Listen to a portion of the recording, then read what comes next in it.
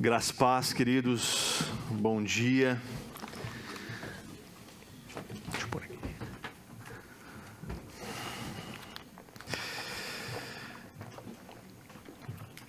Você deve ter visto na chamadinha o título da mensagem de hoje: Feliz o povo cujo Deus é o Senhor. Uma semana antes da eleição, você pode imaginar sobre o que eu gostaria de tratar com você nessa manhã. E eu quero confessar para você que esse é um tema para mim bastante difícil, complicado, do qual eu não gosto nem um pouco de tratar. Mas eu creio que é importante, eu creio que é necessário, principalmente nos dias que nós vivemos. Nós estamos aí há 7 dias, né, das eleições. Domingo que vem nós vamos então para as urnas eleger deputados estaduais, federais, governador, presidente da República e senador também. Vocês estão atentos? E é muito provável que a maioria de vocês já tenha seus candidatos. Talvez tenha até sua colinha. Alguns não. Mas você tem visto que a disputa está bastante acirrada. Não só entre os candidatos. Você que talvez assistiu algum debate, você pode perceber que os ânimos estão bastante acirrados. Mas não só entre eles, entre os eleitores também. Basta você dar uma passada de olho nas mídias sociais que você vai ver alguns debates bastante acalorados sobre as preferências de cada um. E às vezes as pessoas esperam dos seus amigos, dos seus parentes, dos seus pastores, posicionamento. E eu quero dizer para você nessa manhã que isso você não vai ver aqui. Você não vai ver o seu pastor se posicionar para candidato nenhum, nem para ideologia nenhuma. Porque eu quero te adiantar que púlpito é lugar do Evangelho, onde a palavra de Deus é pregada, não predileções políticas, nem partidárias. Então eu quero que a Bíblia nos ilumine nessa manhã, que a Bíblia nos aponte um caminho, e que em nome de Jesus nós possamos ter, talvez, quem sabe, queira Deus, uma direção para seguir e nos ajudar nessas eleições. Nós, como igreja, irmãos, nós temos um papel fundamental nessa ou em qualquer eleição. Nós temos a necessidade de nos posicionar, sim, mas não dessa forma, não dizendo meu voto é para X, meu voto é para Y, não dessa forma, mas do lado do que o Evangelho nos apontar. Isso sim é papel da igreja do Senhor. E fazer aquilo que a Hélida disse aqui, de orar por isso. E de orar mesmo. E continuar orando. E mesmo depois das eleições, continuar orando. Esse é o nosso papel como igreja. Mas uma coisa muito interessante que tem acontecido nas últimas eleições, não só nessa, é que a gente tem visto nas campanhas muito versículo bíblico sendo citado. Porque o público evangélico no país cresceu. E é lógico que é um público que interessa muito o candidato. Porque se o evangélico apoia candidato A ou B, significa muitos votos. Então nada melhor do que citar versículos, não é verdade? Porque citar versículos te faz parecer espiritual. Então eu listei alguns versículos que eu vi só nos últimos dias aí. O primeiro deles, você vai identificar com facilidade, que é: conhecereis a verdade e a verdade vos libertará. Que verdade é essa, meus irmãos, que liberta? Será que esse conhecer a verdade é a verdade dos bastidores da política? Será que é conhecer a verdade sobre a ladroagem que existe no nosso país, a corrupção que existe lá? Será que esse conhecer a verdade é saber o que se passa lá dentro, lá em Brasília, ou lá em Curitiba? E talvez, se a gente conhecer esses meandros da política, nós vamos então conhecer essas verdades, e então, conhecendo essas verdades, nós estaremos libertos de políticos maus? Não, definitivamente não. É a verdade a respeito do Evangelho que liberta. É a verdade de que Deus, com a sua graça e com a sua misericórdia, decidiu amar um povo, e um povo corrupto. Porque a gente se engana achando que só político é corrupto, só político é ladrão. Mas não, o político sai do povo, de um povo corrupto. Assim como disse Isaías: eu tenho lábios impuros e habito no meio de um povo de impuros lábios. Essa é a verdade do Evangelho, que transforma até o mais vil pecador. Daquele sujeito que, quando alguém olha e diz: puxa, essa pessoa não tem jeito. E o Evangelho vem e o transforma numa pessoa digna de confiança. Assim como nós vimos no Evangelho de Marcos, quando Jesus atravessa uma tormenta para que um endemoniado gadareno fosse alcançado. Então ele muda a sorte daquela pessoa que vivia acorrentada no meio de túmulos, e aquele homem, então, liberto, restaurado, regenerado, alcança 10 cidades para o Senhor Jesus. Então é essa verdade que liberta. A verdade de Jesus Cristo, que é o Senhor dos senhores, que redimiu o seu povo com o seu próprio sangue. Um outro versículo bastante usado é: meu povo perece por falta de conhecimento. Oséias 4:6. Que conhecimento é esse? Será que é a falta de conhecimento histórico sobre os nossos governantes, sobre o nosso país, sobre como foi a colonização do nosso país e como foi os acontecimentos até nos transformarmos em república, e então as coisas que aconteceram até os dias de hoje? Será que é a falta de conhecimento de como funciona o jogo político no nosso país? Definitivamente não. É a falta de conhecimento de Deus. É a falta de piedade, de uma vida dedicada a Deus, de se conhecer Deus pela oração e pelo relacionamento com a sua palavra. Ou seja, é a falta de dedicação de coração que a gente vê aqui no versículo de Atos 2:42. Essa dedicação a Deus e as coisas de Deus.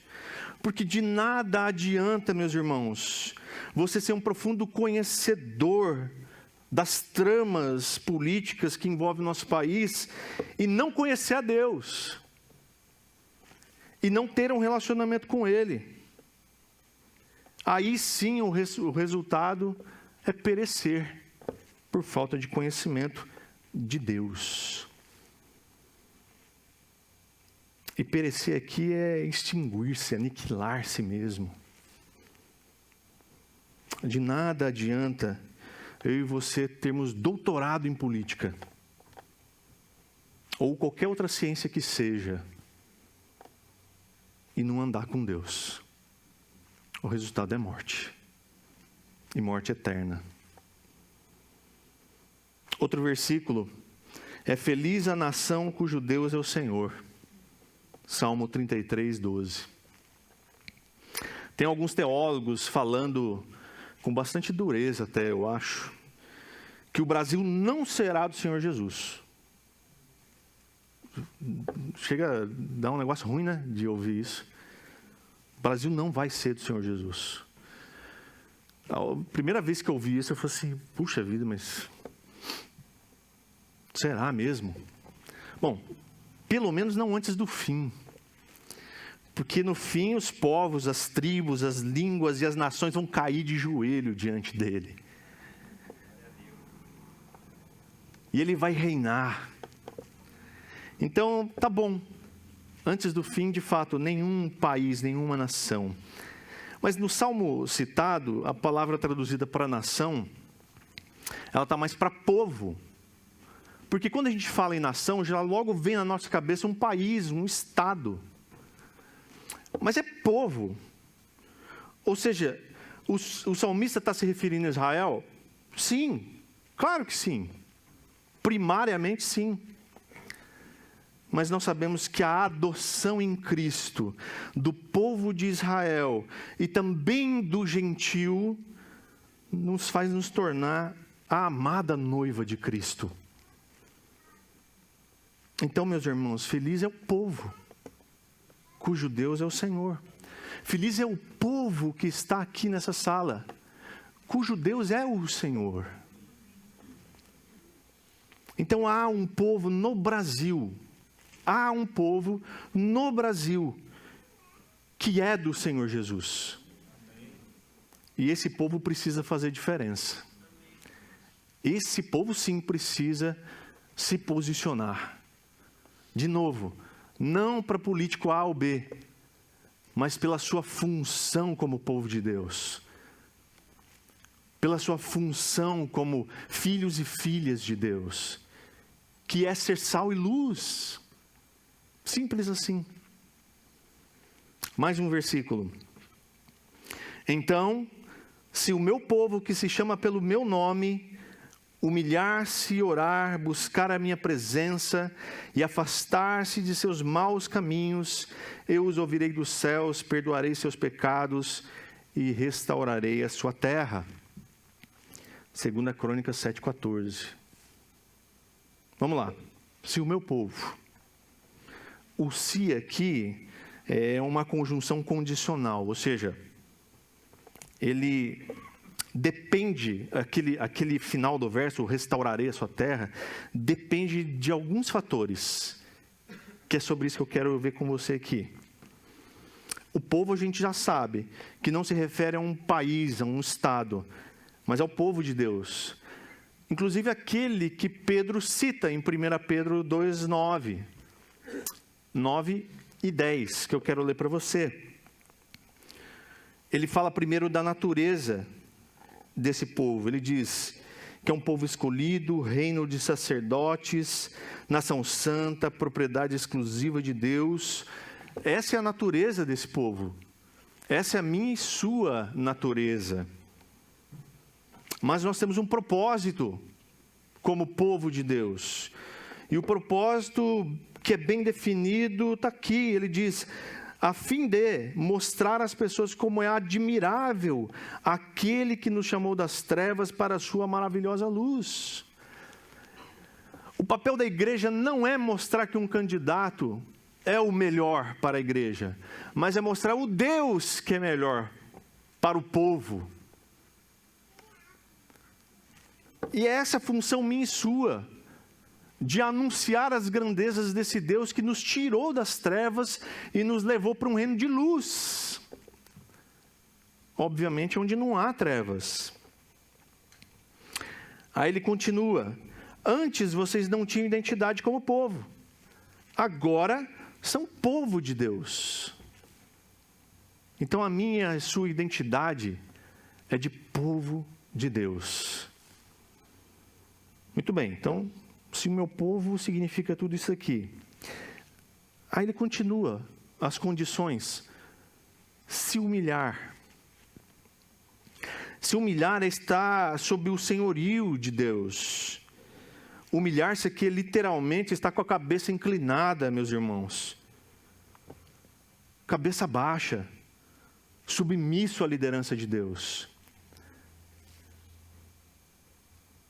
Ontem eu vi uma chamadinha de um filme que eu nem lembro o nome do filme, mas era de um menino que é um menino superdotado, onde uma mulher tentava evangelizar ele, e ela disse para ele assim, Deus fez o homem à sua imagem e semelhança.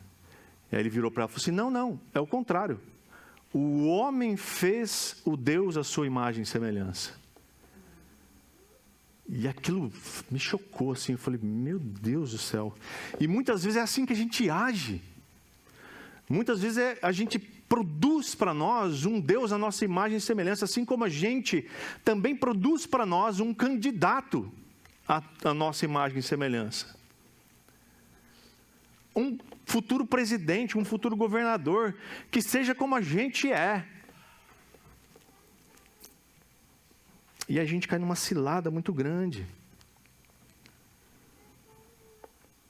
Então a gente precisa se humilhar diante de Deus, cabeça baixa, submisso à vontade dEle. Ele diz aqui, não é só se humilhar, tem que orar também. Orar como igreja, nós devemos interceder, e a palavra também diz intervir.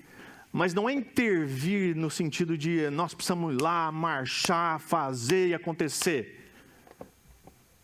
Não, é intervir através da oração. Se colocar diante de Deus e clamar pelo cenário político que a gente vive hoje. Mas ele não para aí, não é só se humilhar, não é só se orar, precisa se converter.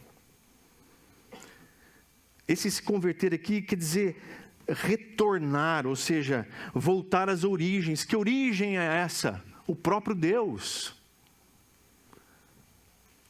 Então, Deus está dizendo assim, olha, se esse meu povo se humilhar, se orar, se voltar para mim, então eu os ouvirei. Deus então diz que se houver humilhação, se houver oração e se houver conversão, Ele ouve. Bom, então dá para a gente entender que sem essas coisas, os ouvidos de Deus estão fechados. E Ele não só ouvirá, mas Ele também perdoará os pecados. E o perdão de Deus é irrevogável. Ele não volta atrás. Ele não só nos ouvirá, não só nos perdoará, mas também sarará a nossa terra. E terra aqui não é o Brasil. Terra aqui não é o seu país. Mas terra aqui é qualquer terra que estiver debaixo dos seus pés. Porque onde quer que você for, se você se humilhar, se você orar e se você se converter dos seus maus caminhos, Deus vai sarar a terra que estiver debaixo dos seus pés. É assim que funciona. O pastor Tiago Mates, da igreja Red, ele está numa série de sermões na sua igreja, e ele colocou o título assim, vote e não devote. O que ele foi xingado é um negócio fora de série. A igreja dele tem mais de 2.000, sei lá quantas pessoas, é muita gente. Então você imagina que a repercussão daquilo que ele faz é bem maior. Também ele vai para as redes sociais e começa a fazer pergunta, né? E solta as coisas. Corajoso. Então ele foi xingado. Xingado dos dois lados. Teve gente que xingou ele de isentão, teve gente que xingou ele de petista, teve gente que xingou ele de bolsonarista e ele no meio da coisa toda, né? Mas ele fez uma enquetezinha na sua rede social, ele perguntou para as pessoas, o que você mais odeia na política? E ontem na feira de ministérios eu fiz uma pergunta mais ou menos parecida. Não coloquei essa palavra odeia, mas eu coloquei o que você menos gosta na política. E as respostas foram muito semelhantes às que ele recebeu. E eu quero te dizer, primeiro, o que as pessoas mais odeiam na política, ou que elas menos gostam, idolatria e fanatismo. Segundo, mentiras e corrupção. Terceiro, igrejas como palanque. E quarto, brigas e divisões. Gente, o que a gente vê de briga e divisão, pelo menos nas últimas 2 eleições, é um negócio fora de série. É uma coisa preocupante.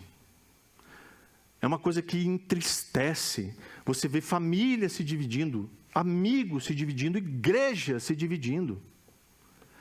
Você deve ter visto as notícias onde teve tiroteio dentro de igreja, por causa de problema de divisão política.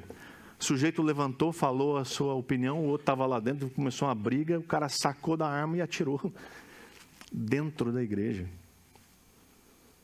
Será que é esse caminho que a gente quer?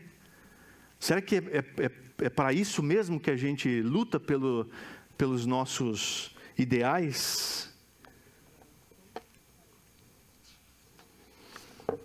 Então a pergunta é: como é que nós, como igreja, podemos agir como crentes no Senhor, nessas e em outras eleições?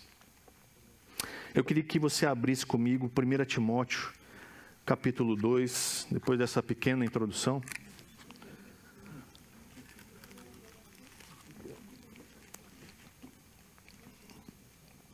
Nós vamos ler 1 Timóteo, capítulo 2, verso 1 a 7.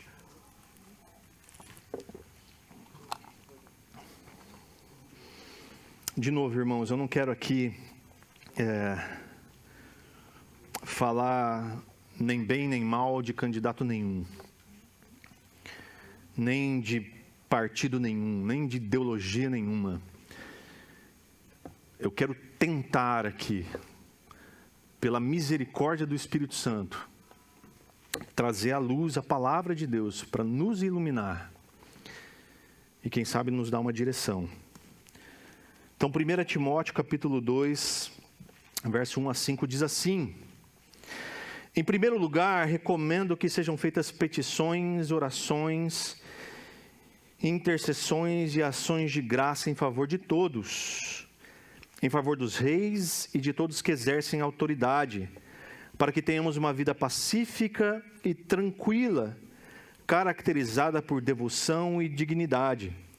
Isso é bom e agrada a Deus, o nosso Senhor, cujo desejo é que todos sejam salvos e conheçam a verdade, pois há um só Deus e um só mediador entre Deus e a humanidade, o homem Cristo Jesus. Ele deu sua vida para comprar a liberdade de todos. A primeira coisa que a gente aprende nesse texto, de como a gente deve se comportar nessas eleições, é que nós devemos orar por todos, inclusive pelos que nos governam.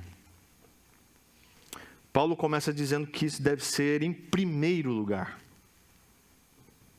E ele ainda recomenda algumas coisas.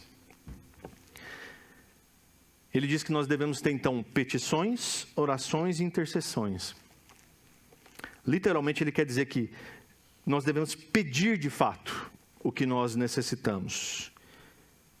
E o que nós necessitamos hoje é que haja paz, é que haja liberdade, é que haja condições dignas de se viver nesse país. Eu acho que isso a gente pode dizer que é consenso de todos. Todos nós nesse país precisamos disso tudo, de paz, de liberdade e de condições dignas para se viver. E isso a gente pode pedir, porque nós somos filhos de Deus. Então eu e você podemos chegar diante de Deus, pedindo a Deus aquilo que nós necessitamos, com confiança, crendo que Ele é um Deus Pai e que nos ouve, desde que nós nos humilhemos diante dEle, do seu senhorio, desde que nós nos convertamos, voltemos para Ele. Orações aqui é dedicação solene a Deus, é devoção, uma conversa com Deus, que é proporcionada pelo relacionamento que eu e você temos com Ele. De nada adianta a gente ter uma relação assim distante com Deus, né? A gente se encontra com Deus de vez em quando, em alguma ocasião, né? A gente se esbarra e aí a gente fala com Deus. Não, oração é fruto de relacionamento. Você só ora de forma solene, verdadeira, dedicada com um Deus que você se relaciona. E intercessão, olha só que interessante.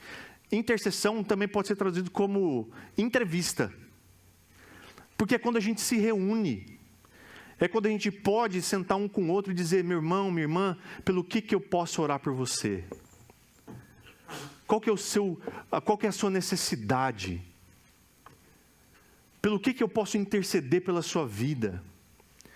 E isso se faz na igreja. Isso se faz em conjunto, com irmãos. É isso que nós fazemos na quinta, por exemplo. Das 7 às 8. Nós temos momento de intercessão, onde a gente senta junto e pergunta, meu irmão, e aí? Pelo que eu posso orar por você? Como é que está aquela situação da semana passada que você trouxe aqui? A gente continua orando? Deus já te atendeu nisso?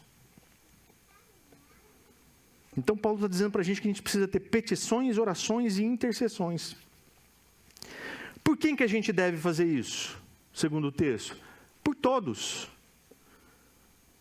Paulo responde aqui, por todos. Há alguém tão indigno na face da terra que não possa constar nas suas orações? Há alguém tão terrível assim que você não possa orar por ele ou por ela? Há alguém que não pode nem ser considerado como gente na face da terra, que você, quando lembra dela, não consegue orar, só sentindo nojo, desprezo. Há alguém assim? Nós devemos orar por todos. Ore também em favor dos reis e de todos que exercem autoridade. Sabe quem era o governante quando Paulo escreveu isso aqui? Nero. Aquele que botou fogo em cristão. Espera aí. O Paulo fala para a gente orar, inclusive, por Nero, que estava perseguindo o crente, que estava matando, e que se bobeasse, quando pegasse ele, também certamente mataria. Ele diz, não, vamos orar por ele. Porque por mais terrível que ele seja, por mais vil que ele seja, nós precisamos interceder e orar por ele. Quantas vezes nós dobramos os nossos joelhos e oramos por cada um dos nossos governantes? Quantas vezes a gente faz isso? Quantas vezes você orou para que a vontade de Deus seja feita nessas eleições? Quantas vezes você disse, Deus, olha, o desejo do meu coração é votar no candidato X. Mas em nome de Jesus, Deus, faz a tua vontade. Que a tua vontade prevaleça. Ele diz que a consequência de orar, de pedir, interceder em primeiro lugar, é ter uma vida pacífica e tranquila. Não é o que diz Romanos 12:2, por exemplo, quando ele diz assim, e não vos amoldeis ao esquema deste mundo. A NVT traduziu esquema deste mundo, eu achei interessante. Mas sede transformados pela renovação da vossa mente, para que experimenteis a boa, agradável e perfeita vontade de Deus.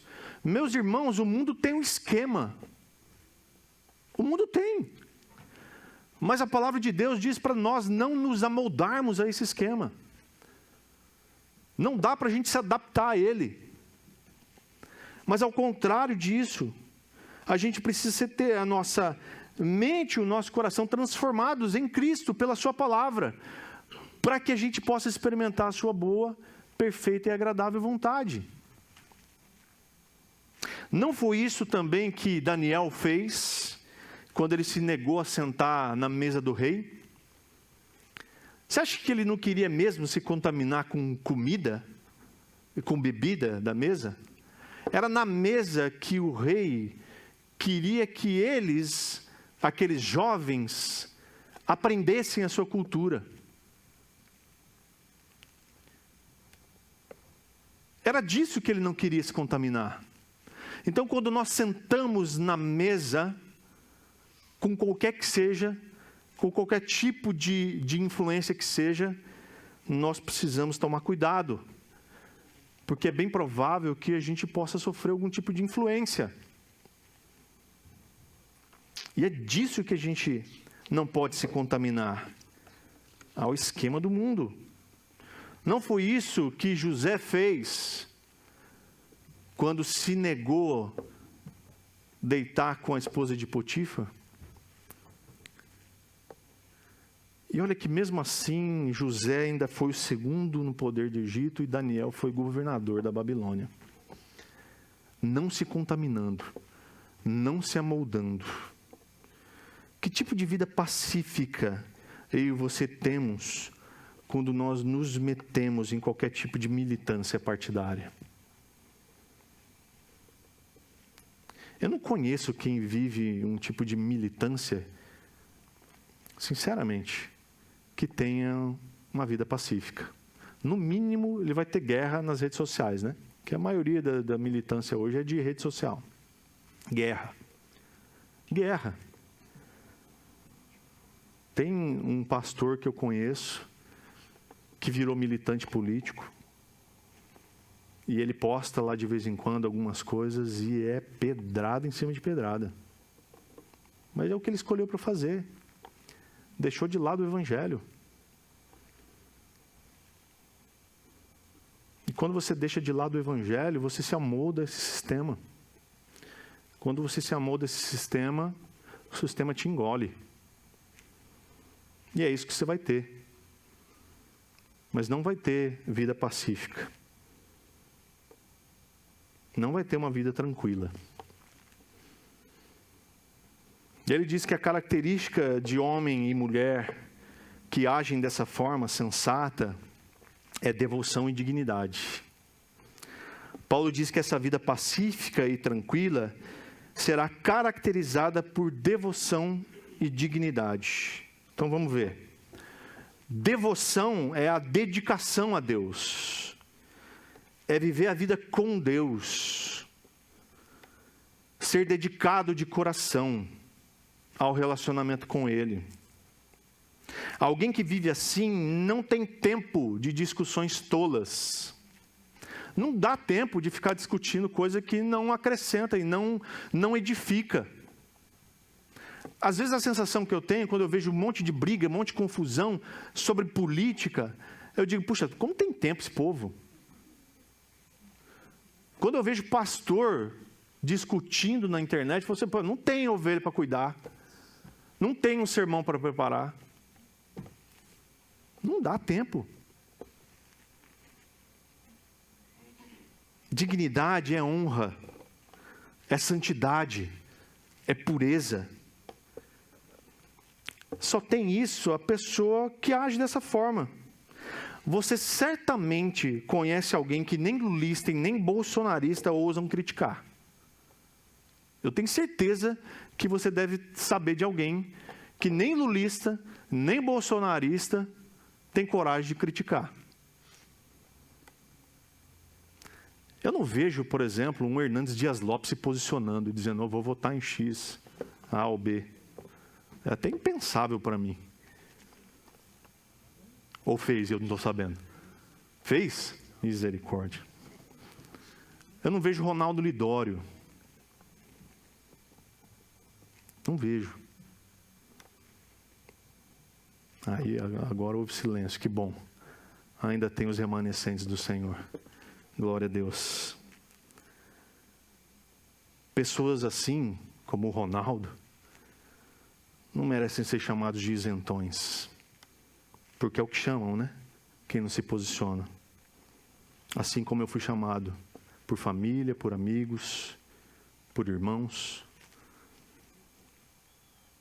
Porque essas pessoas não estão isentas quando eles decidem ficar do lado do Evangelho, que é capaz de transformar vidas, consequentemente políticas. Púlpito, meus irmãos, é lugar do Evangelho unicamente. Unicamente. Porque Deus se agrada e deseja que todos conheçam a verdade. Ele diz no verso 3 e 4. Paulo diz que essas atitudes agradam a Deus e é bom.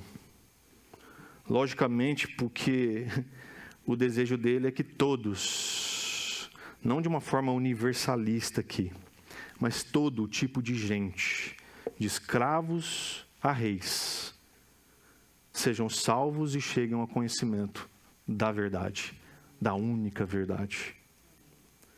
Então nós entendemos que a salvação, ela está vinculada ao fato de chegar ao conhecimento da verdade, de que Ele é o Cristo, Filho do Deus vivo. E que se eu e você invocarmos o nome dEle, então seremos salvos. E crer em nosso coração. Essa verdade não nos traz as benesses de um bom governo. Paulo, por exemplo, experimentou o contrário disso. Mas nos traz algo muito maior que isso. Nos traz a salvação em Cristo, que é eterna.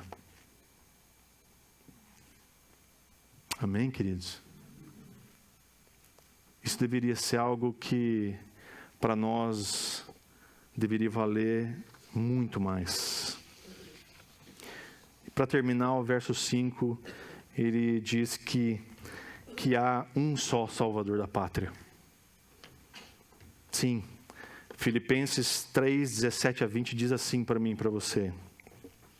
Irmãos, sede meus imitadores e prestai atenção nos que andam conforme o exemplo que tendes em nós.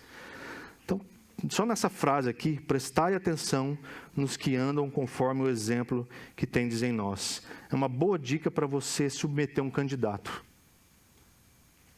Presta atenção naqueles que andam conforme a palavra de Deus. Eu não estou dizendo para você votar em evangélico. Eu não estou dizendo para você votar em cristão. Mas pessoas que têm um princípio moral. Um caráter aprovado.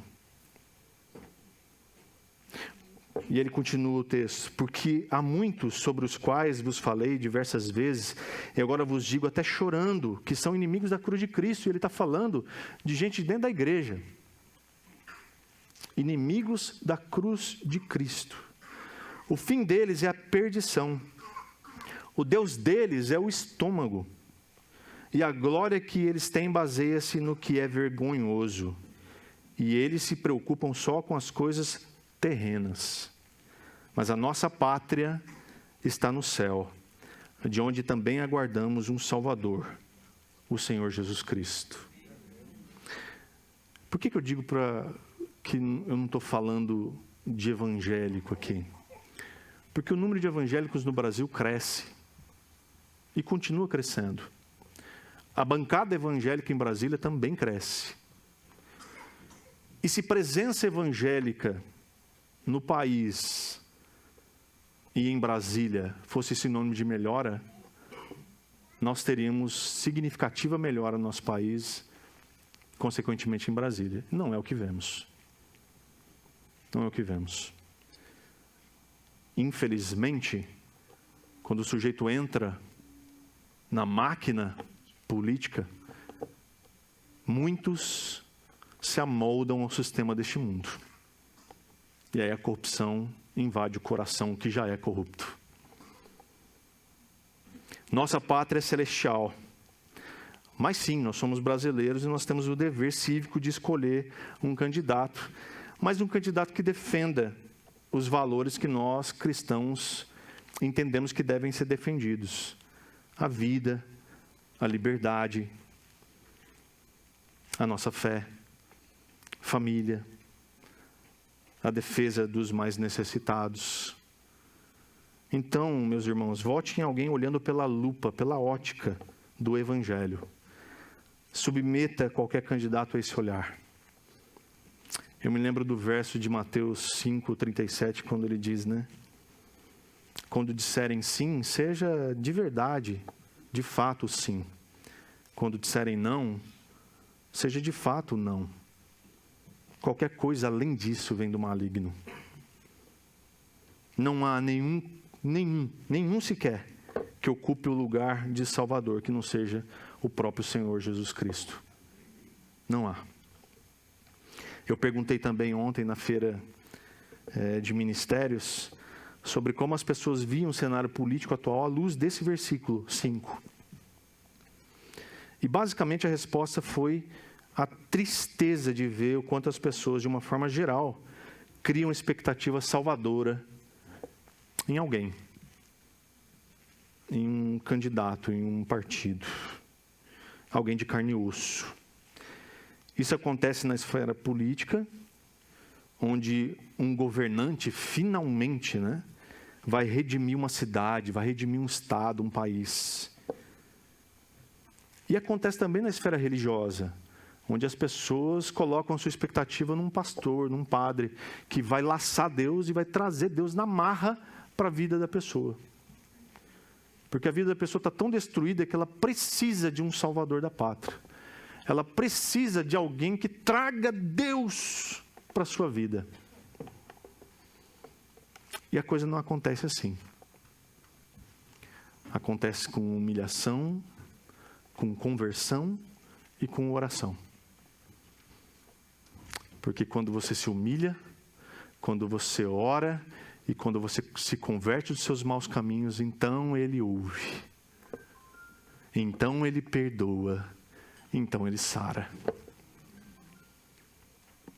No dia 2 de outubro, então, meus irmãos, submeta o seu voto a Deus.